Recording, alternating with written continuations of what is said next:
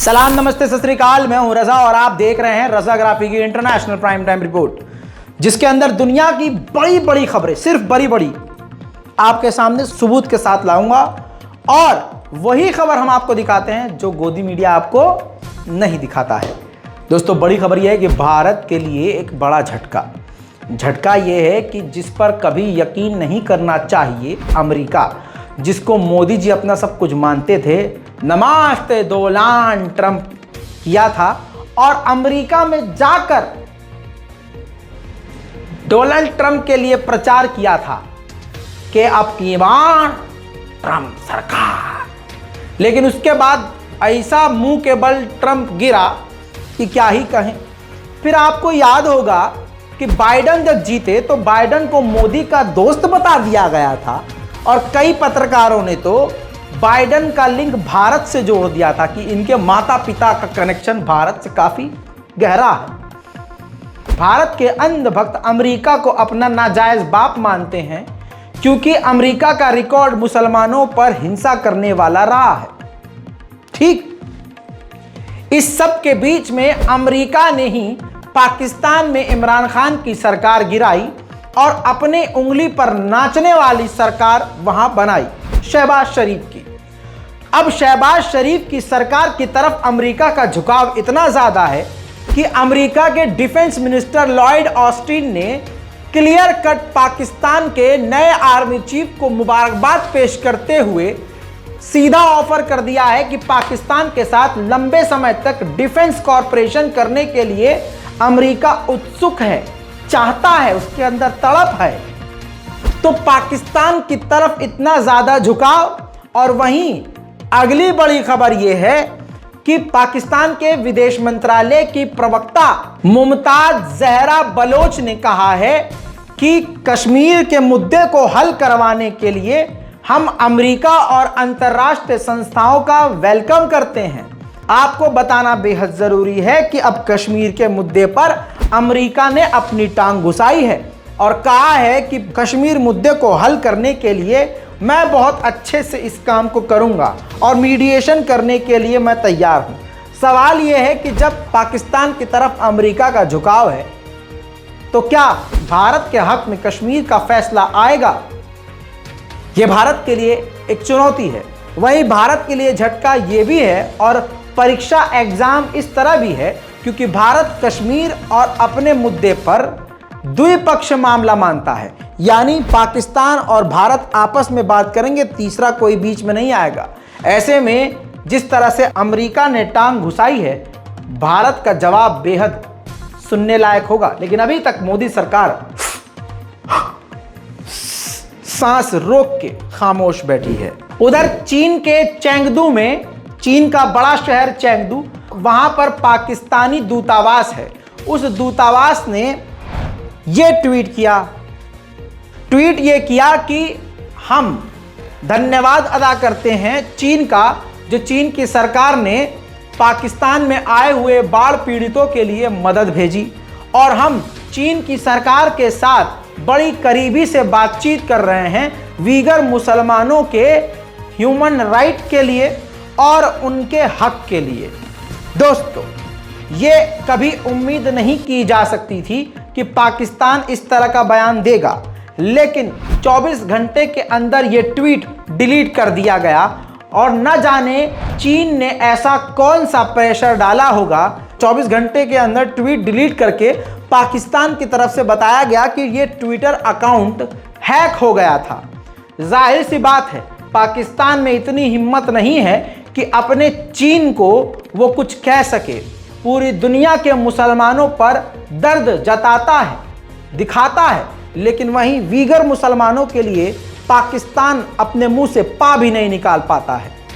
यही live example है कि 24 घंटे के अंदर चाइना ने ट्वीट डिलीट भी करवा दिया और यह भी कहलवा दिया कि भाई अकाउंट हैक हो गया था। एक बार फिर से हमारी भविष्यवाणी सही हुई। मैंने कहा था कि टीटीपी पाकिस्तान को तबाह कर देगा, वो शुरू हो चुका है खेल। अब पेशावर में पुलिस स्टेशन पर बड़ा हमला हुआ जिसमें 3 से 4 पुलिसकर्मी मारे गए हैं, 7 से 8 आतंकवादियों ने ग्रेनेड ऑटोमेटिक हथियारों से हमला किया और फिर इस हमले की जिम्मेदारी तहरीक-ए-तालिबान पाकिस्तान ने ले ली। अब दोस्तों ये अगली तस्वीर जरा देखिए, ये कोई रैली नहीं है मोटरसाइकिल की, ये सारी की सारी मोटरसाइकिलें आ रही हैं, ये जो ट्रक चल रहा है उसके पीछे चल रही हैं और ट्रक के अंदर गेहूं और अनाज है।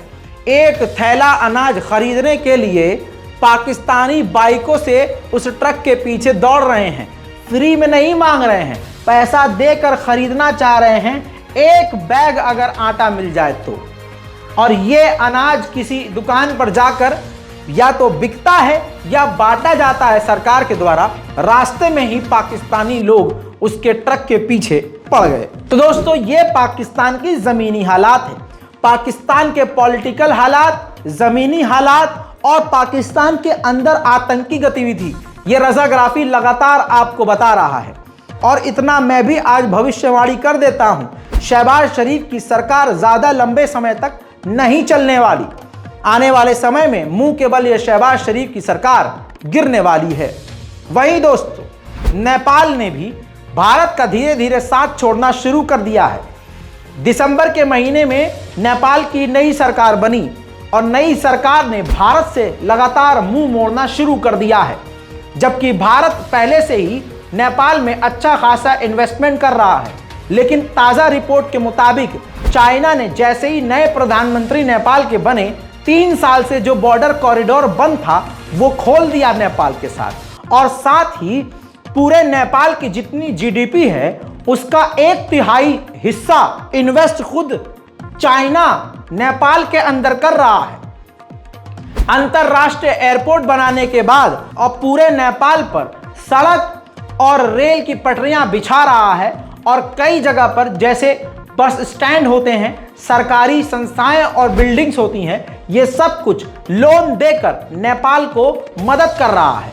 भारतीय रिपोर्ट और एक्सपर्ट की माने तो इससे भारत और नेपाल के रिश्ते खराब हो सकते हैं। उधर दोस्तों दक्षिण चीन सागर में जिस इलाके को चाइना अपना बताता है उस जगह टकराव की स्थिति बन चुकी है।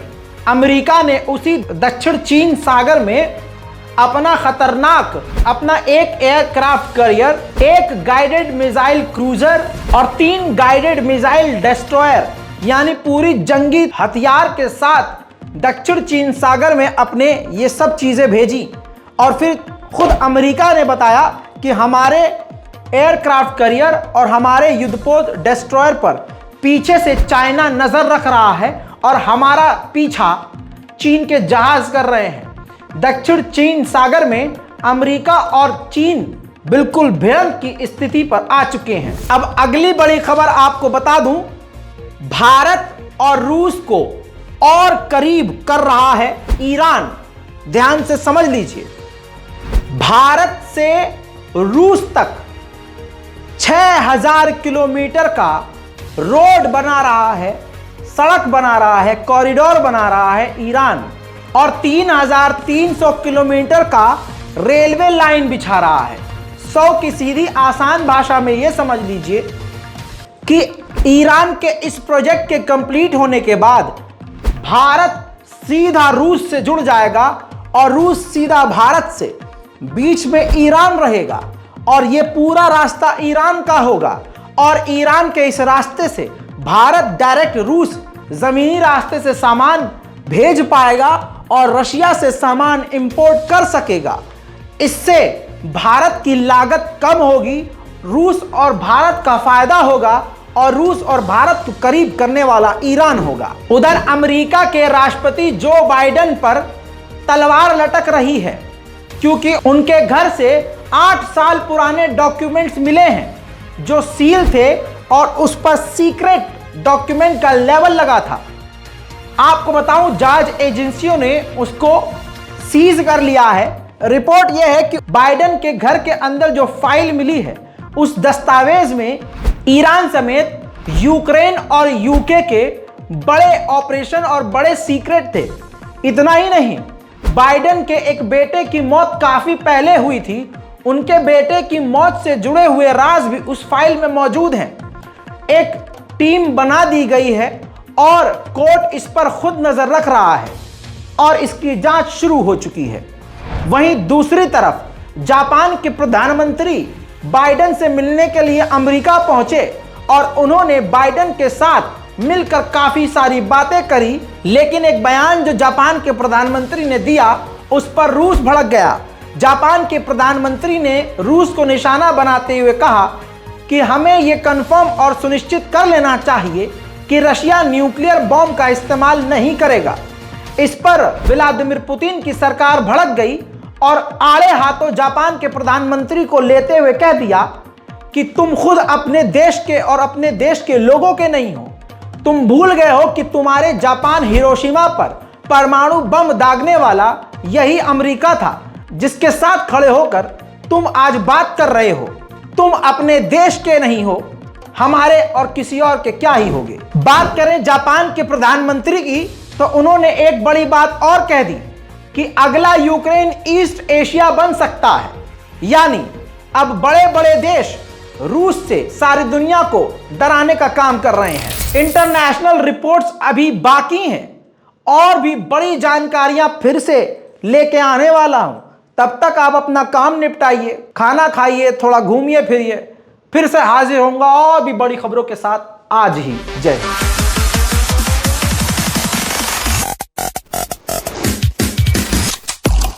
तेरा बाप